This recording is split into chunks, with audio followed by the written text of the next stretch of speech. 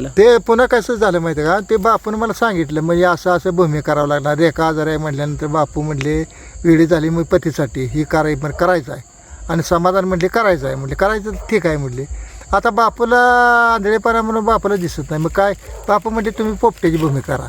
मी म्हटलं कधी कसं असतो या, मला सोडायचंच नाही म्हटलं धरून राहायचं. बरं ठीक आहे, ते झालं. तुम्ही गेला तिथं सकाळी, मग ते वगनाट्य रेखा पाटील आजारी असल्यामुळे बदललं थोडं. नाही ते कसं झालं प्रेमाची फाशी घेतली. पण मला एक सांगा, हे आज बापूने दिवसभर काम केलं, ती काय कसं वाटतंय तुम्हाला? अतिशय सुंदर, मला आश्चर्य वाटायला लागलं. मी बसून होतो आणि तुम्ही कधी येताय अशी मला ती वाट बघत होतो. मला ती व्हिडिओ शूटिंग करता येत नाही. मग ते रेखाकडे गेलो, रेखा लागली रडायला, बापूच्या काळात पडली आणि बापूला हो म्हणून रडायला. बापू म्हटले आता काय करायचं, मी आजारी पडल्या, मला काही उठाय बिना बसाय ना. बापू म्हटले तू काळजी करू नकोस, बाची भूमी कशी असते माहिती का, फार गंभीर. मी तो म्हणले काय काळजी करू, माझा मी बघतो म्हटले. मग ते राजा बापू झाल्यानंतर मला हसून पोटात दुखायला लागला. बरं मला सांगा, आज बापूला एवढी ताकद कुठून आली हो? परमेश्वराच्या दिलेला काय असं ते बापूला इकडं आलं की ताकद येते. म्हणजे बापू ही तमाशा कलेसाठी जन्माला आला. अगदी 100% कलेसाठी तो मरणार. मला म्हणायचं आहे बरं का सर, की अशी काही लोक विभूती निर्माण होतात ते कलेसाठी येतात आणि जमतात. मला त्या अब्दुल कलामचं आठवण होते, ते लेक्चर देता मरण पावलेला व्यक्तिमत्व, तसंच बापूचं होते का काय असं मला वाटतं या. नाही असं देतो काय म्हणजे मला असं वाटतं की पण मला पहिल्यांदा एक सांगा, ही बापूंच्यावर तुम्ही प्रेम करताय, बापू तुम्हाला पुण्य लाभलेला आहे, बापूनही कुणाचं वाईट केलेलं नाही. वाईट केलं असतं तर तुम्ही त्यांना सांभाळच नसतं किंवा तुमच्याही जवळ ते आले नसते. ही माणसाशी त्यांच्याविषयी करावं असं तुम्हाला का वाटतंय? नाही मला कसं वाटतंय माहिती का, माझा बा मरून गेला, माझा एक दुसरा बा मला लाभला या असं मला वाटतं. आता मला मस्त 50,000 मला पेन्शन मिळते इकडे तिकडे. एखादे पैसे नसलं, बापू मला 100 रुपये द्या, कधी मला बापू नाही म्हणत नाहीत, कधीच नाही. हे तुला घे, तुला काय मी जरा मला ह्या बिटाई कुठली तंबाखू खाण्याची, बापू मला तंबाखूला पैसे नाही, ही तुला 10 रुपये घे, हीच घे असा म्हणणारा ह्या जगामध्ये मी जग फिरून बघितलेला माणूस आहे.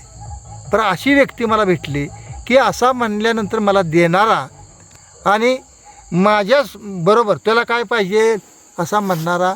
मी असं माझ्या बासारखं मी माझ्या बापा पाहिजे तो हट्ट पुरवला. माझा हट्ट पुरवला. अहो हट्ट म्हणजे कसला हे बघा, 2.5 लाख म्हणा त्यावेळेचं, म्हणजे आता झालं 10 लाखाच्या पुढे गेली ती.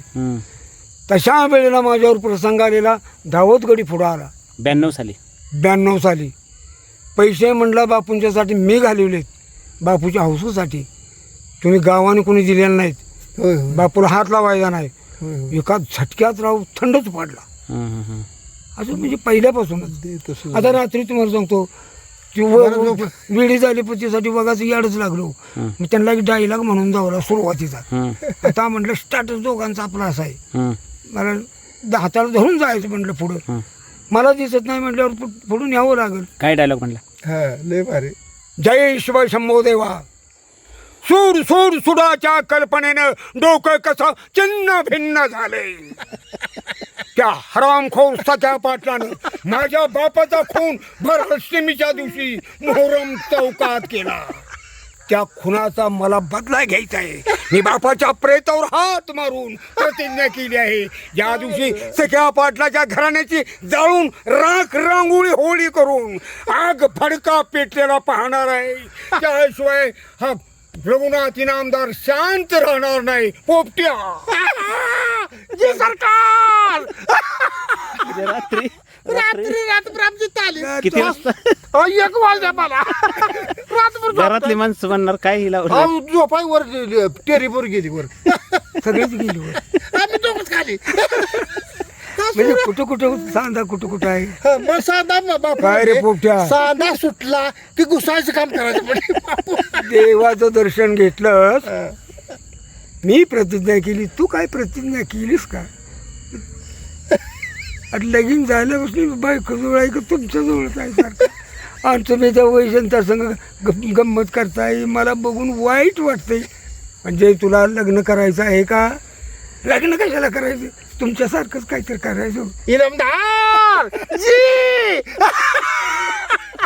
बघायला रंग आला. काय करायचं डोसकत बापूर माझं 1 वाजल्या रेखा जर का आजारी पडली नसती तर आज आमचा होता. आज वगनाट्य ते होय, करत होय. होतो ते.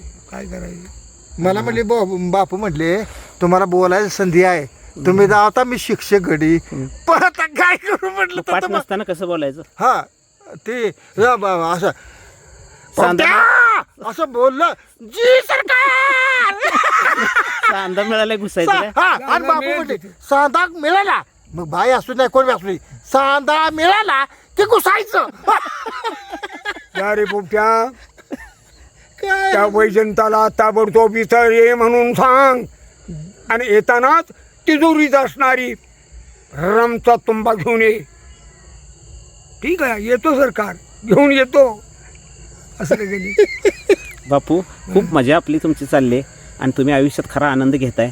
जीवनात जन्माला येऊन काही अर्थ नाही असं आपण म्हणतो, पण जीवनात अर्थ आहे. आहे. पण त्या जीवनात तुम्ही जर आनंद घेतला, सत्मार्गानं वागला, समतेनं जपला, किंवा संतांनी जे आपल्याला सांगितलं त्याचं जर आचरण केलं नंतर आणि तुम्ही तुमच्या जीवनाची वाटचाल केली तर जीवन सार्थकी लागलंच म्हणायला काय हरकत नाही. मग शेवटी मरणार कुणीही कधीतरी आहेच, पण तुम्ही काय करून जन्माला मरणार आहे हे महत्वाचं. नाही जन्माला येणं आणि मृत्यू पावणं. मी तर परमेश्वराला हात जोडून काय मागतो, देवा मी काम करत असताना किंवा काम ना करू दे, पण एखाद्या तमाशाच्या स्टेजवर माझा पटकन जीव जावा तर माझ्या जन्माचं खरंच अर्थ होणार आहे.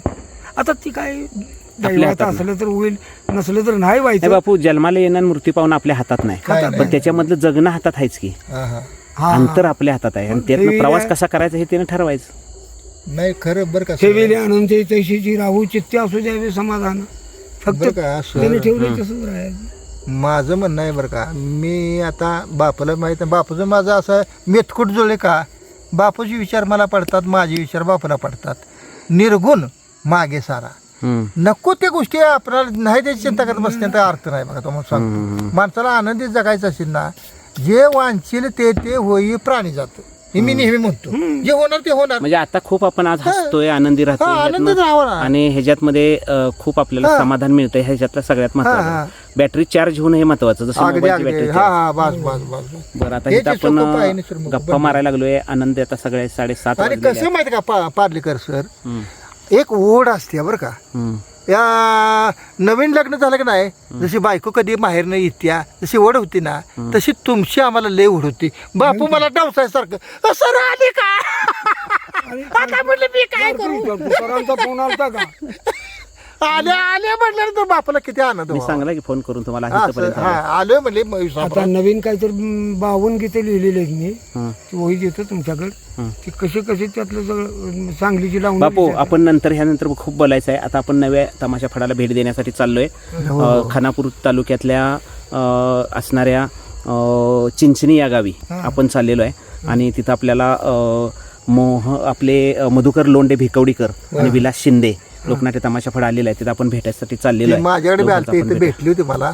आपले सर तुम्ही आला जाऊया आता आपण निघूया. त्याच्याकडे भेटायचं आहे. आपलं तुम्ही मला भेटलात आणि आनंदी आपण घेतला त्याबद्दल धन्यवाद. धन्यवाद. ओके, धरा. नमस्कार. आता फक्त ते ड्रेस तो बाकीचं टाकतो इथं हं? म्हणजे सुटसुटीत